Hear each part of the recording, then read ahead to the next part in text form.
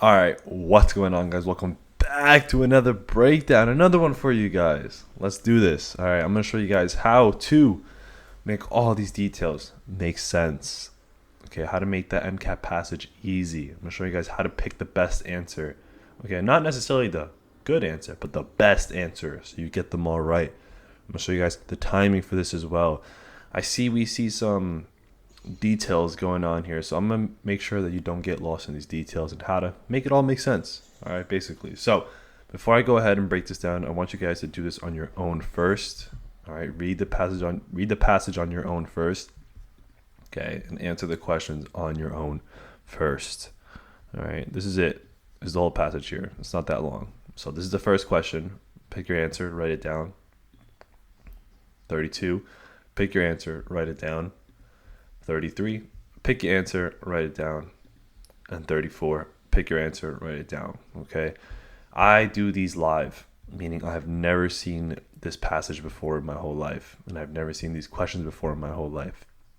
Okay, so I want you guys to get in my head, see how like I can even get lost in details sometimes and still get them all right. Okay, it's fine. The MCAT will throw things at you on purpose. They will. They'll try to mess you up on purpose. Your job is to recognize that and overcome it. All right. So I'm going to break this down right now. Let me sip of my water real quick.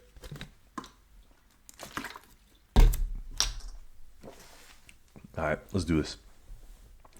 Nephrolithiasis, kidney stones, is a very common disease affecting approximately 10% of the U.S. population at some point during their lifetime.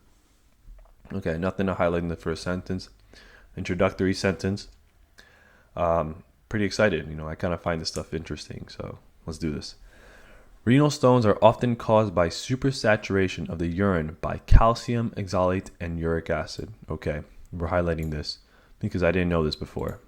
All right, I didn't know that it was caused by oxalate and uric acid. I knew it was caused by calcium, but not oxalate and uric acid. So I'm highlighting things to make a mental note in my head and say, hey, Eric, remember this. Okay, that's the point of highlighting. And to say, hey, Eric, this is what's going on. All right. The pace that you want to read is a regular pace, like you're reading a book, but just a little slower, guys. A little slower. Trust me. This is how you get the details to make sense in your head. All right. Idiopathic hypercalceuria is the most common metabolic disorder associated with nephrolithiasis. All right. You guys should know the difference between when you see like emia and uria.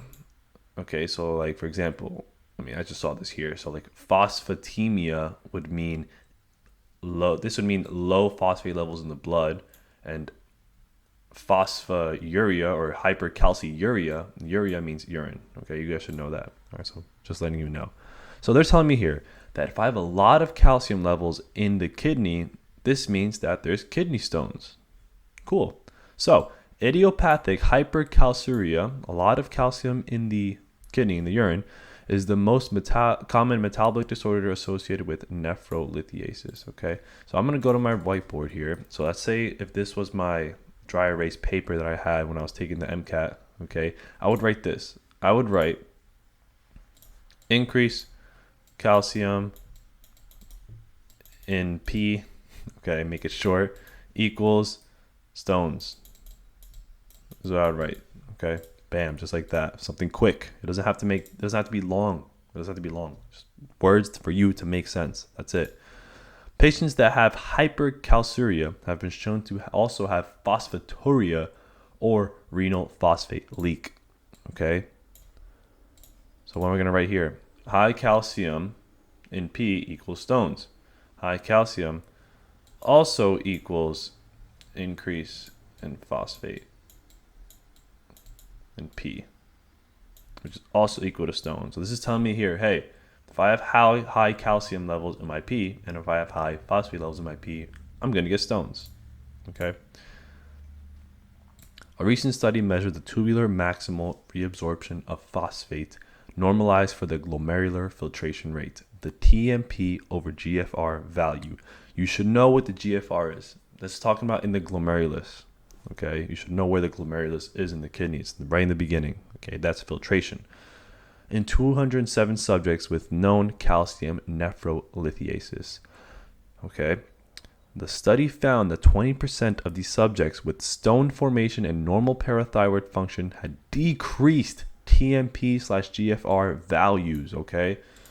What does this mean, guys? What does this mean? Okay. This means that, hey, when we have a low filtration of phosphate, this means we have high calciums in our kidneys, in our urine. And because of that, we have kidney stones. Okay, so I'm going to write that down. That's important. Okay, and the reason why I'm writing it down is because I'm encountering details here that are known to try to trip me up. Okay, they're trying to trip me up here with these details. They could have worded it so much easier. Okay, so what am I going to write? I'm going to write, hey, I'm going to write low, what is that? TMP over GFR. I'm going to write, hey, if I have a low TMP over GFR, I have a lot of calcium in my pee, I have a lot of phosphate in my pee, and I have stones. I have stones. Okay. Let's keep going. Phosphate is freely filtered across the glomerulus and reabsorbed mostly in the proximal tubule. All right, the phosphate appears to be reabsorbed through two distinct sodium phosphate transporters on the cell surface. Okay, pay attention here, guys. NP2A and NP2C studies, these are the transporters, I'm sorry about that, okay. Studies suggest that NP2A mediates the reabsorption of approximately 70% of the filtered phosphate. Okay, so NP2A is the main guy here. He's the one that reabsorbs most phosphate. Another study showed that mutations in the sodium hydrogen exchanger regulatory factor, NHERF, also leads to phosphaturia. Okay. Remember, high phosphates in the P. Okay. So NHERF. NHERF. Okay. This guy is going to lead to high phosphate levels. And I'm going to put an M here. So when this gets mutated, it leads to high phosphate levels in the P. NHERF interacts with the C-terminal tail of NP2A and NP2C. This interaction leads to regulation of NP2A trafficking and transcription. Wow, okay. Way to make things more complicated, MCAT. So this is going to regulate what? It's going to regulate what? The NP2A and the NP2C. Okay, NP2A, NP2C. All right, this regulates these two. Patients with mutations in NHERF were found to have lower TMP/GFR values. All right, this makes sense that we have low values. This makes sense. Why? This makes sense. Why? Why does low NHERF mean low TMP/GFR? Why? Okay. Why? Because if we have a mutated NHERF, we have high phosphate in the urine. This tells me we also have phosphate in the urine. Okay, so this is our example here. This is our figurehead that we're making on our paper here to make sure this all makes sense here. They were also found to have increased urinary cyclic AMP concentrations. Okay, so last thing I'm going to write here, all right, is that the reason why these equal to low TMP GFR, the reason why this NHERF1 when mutated equals this is because this, all right, increases CAMP levels, and that's going to go ahead and cause the low TMP/GFR. Okay. A lot of details here, but this is how you make it make sense. Okay, you write it quick, all right, and make it only make sense to you. That's how it should look like. All right. I don't need to write like words and words. Whatever. All right. So furthermore, it has been found that NHERF1 also interacts with the urate transporter, which regulates uric acid transport in the proximal convoluted tubule. All right. So it's also interacting with urate. Okay. which regulates uric acid transport in the PCT, and indeed, NHERF1 knockout mice have increased uric acid excretion. Okay, I don't really need to write this part on the dry erase marker because it kind of makes sense here. Okay, urate, uric acid. Okay, I can kind of make sense here. All right. A decreased TMP/GFR value would result in which of the following? Well, guys, look what we got here. So this is going to lead to high calcium in P and high calcium in high calcium in P and high phosphate in P as well, and that's going to lead to stones. That's what happens here. So hypophosphatemia, all right, this is correct. We'll have high phosphate in the P, and because we have high phosphate in the P, we're going to have low phosphate in the blood. Okay, so 1 is correct. 2, increased 1,2,5-dihydroxy vitamin D production. Well, what does vitamin D do? Vitamin D increases your calcium and phosphate levels. Okay, so if we have low calcium and low phosphate in the blood, we're going to be having this. This is going to want to increase the low calcium and low phosphate that's found in the blood. Okay, all of that's stuck in the P, stuck in the kidneys there. All right, so we're going to have 1 and 2. All right, vitamin D works by increasing calcium and phosphate levels in the blood. All right, the body doesn't know that there's a stone there. It doesn't know. 3, hyperphosphatemia. No. Okay, it's either 1 or 3. You can't have both. Okay, so we're going to have hypophosphatemia. So 1 and 2 is the answer. Therefore, the answer is B. That's how you do it, guys. Which of the following results would not support the hypothesis that dysregulation of the NP2A and/or NP2C transporters may lead to nephrolithias? Okay. A missense mutation in NP2A in mice has been shown to impair renal phosphate reabsorption. All right, this supports the hypothesis, okay, because if this impairs renal phosphate absorption, well, that could lead to stones. Okay, remember, if we're not reabsorbing that phosphate, we're going to have it all in the kidney. And if we have all that phosphate in the kidney, we're going to have stones. So this is a good answer. They're asking for the not, so we eliminate this. Okay, and that really supports nephrolithias. Subjects with osteoporosis associated with hypophosphatemia who had impaired TMP/GFR values were found to have heterozygous mutations in the NP2A gene. This makes complete sense to support it. This supports it very, very well. Okay, hypophosphatemia, low phosphate in the blood. And because we have low phosphate in the blood, and with a low TMP/GFR value, this tells me we have a lot of phosphate at the kidneys. We have some stones there. Why do we have stones there? Well, these patients were found to have mutations in the NP2A gene. So, in other words, this answer choice is saying, hey, when we have mutations in the NP2A gene, okay, this is going to allow for hypophosphatemia and low TMP/GFR values. And low TMP/GFR values and hypophosphatemia results in stones. Okay, therefore, B is eliminated. Okay, remember, we're looking for the one that's not. Hereditary hypophosphatemic rickets with hypercalceuria, okay, urea in the P, have been found to be caused by mutations of NP2C.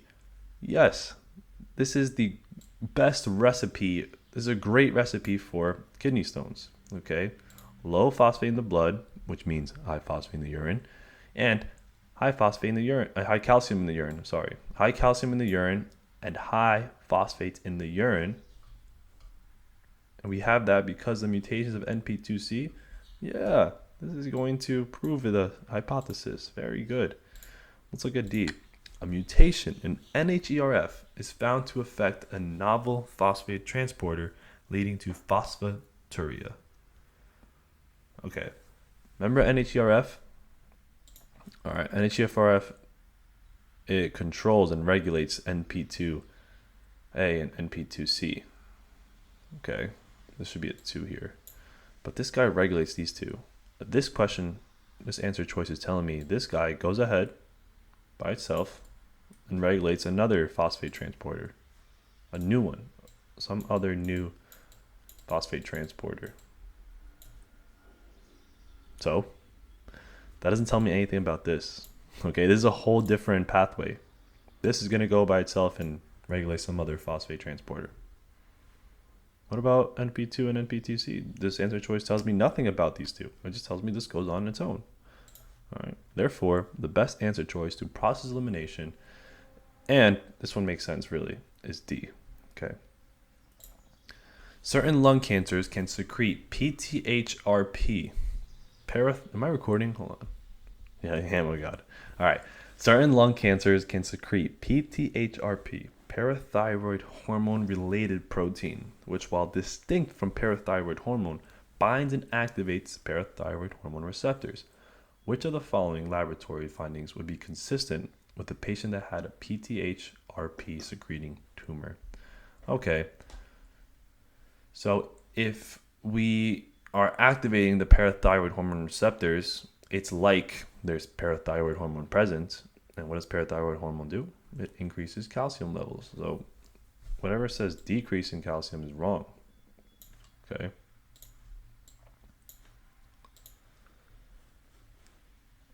All right, and they're asking us, do we have increase or decrease in parathyroid hormone? Well, we're going to have an increased risk of nephrolithias, of course. Okay, that makes sense. Okay, I can't cross this out. All right, fine. Do we have an increase or decrease in parathyroid hormone? Well, if we have our high calcium levels, then we're going to have a negative feedback on parathyroid hormone saying, hey, we're good. Calcium's high. Shut down the calcium production. Okay, so we're likely to have a decrease in parathyroid hormone. Also, this hormone or related protein here is distinct from PTH. They never told us that PTH is being secreted. Okay, so through negative feedback, 33, the answer is C. Okay, increased calcium, low parathyroid hormone, increased risk of nephrolithias. Which of the following statements can be inferred from information in the passage? Increased urinary cyclic AMP is associated with decreased renal phosphate transport. Yes. Look at our thing here. Look at our thing here.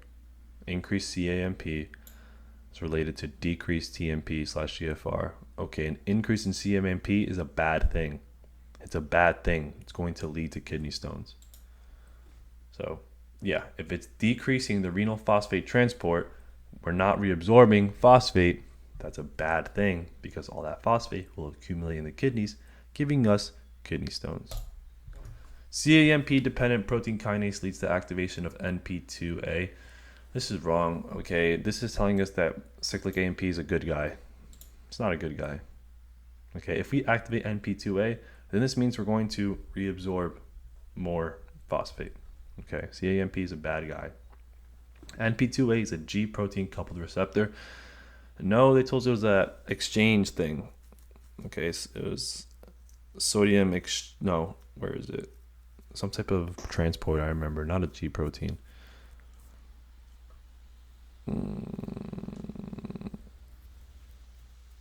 Right here. Oh, sorry. 2 distinct sodium phosphate transporters. Okay, they're not GPCR, they're phosphate transporter. A novel drug that inhibited NHGF activity would lead to decreased risk of both calcium renal stones and uric acid renal stones. Well, here's the thing. If this guy, NHGRF, is controlling these two, and this guy gets knocked out, well, they told us if it gets mutated, we're going to have stones. This guy gets knocked out, he can't control these two, and these two are important. If we have uncontrol of these two, then we're likely to get stones here. Also, they told us that right here, when we knock out the mice, you have increased uric acid excretion. So, increased uric acid excretion, that's going to lead to stones, not a decreased risk. This is saying decrease. So the answer for this one is A. And that's how you do it, guys. That's how you get them all right. Okay. I'm confident that I got them all right. So let's see if I did. This would be pretty awkward if I didn't. All right, so what do we got here? B, D, C, A. B, D, C, A.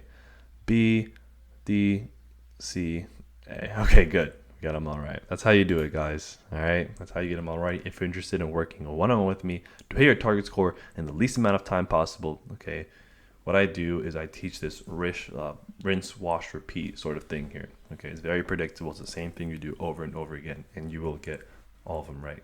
It's that simple, all right? If you're interested in that, go to the comment section, click on the link, book a call. Fill out the application, book a call, and if it seems like you're a good fit, I'll ask you to join MCAT University. All right, I'll see you guys in the next video.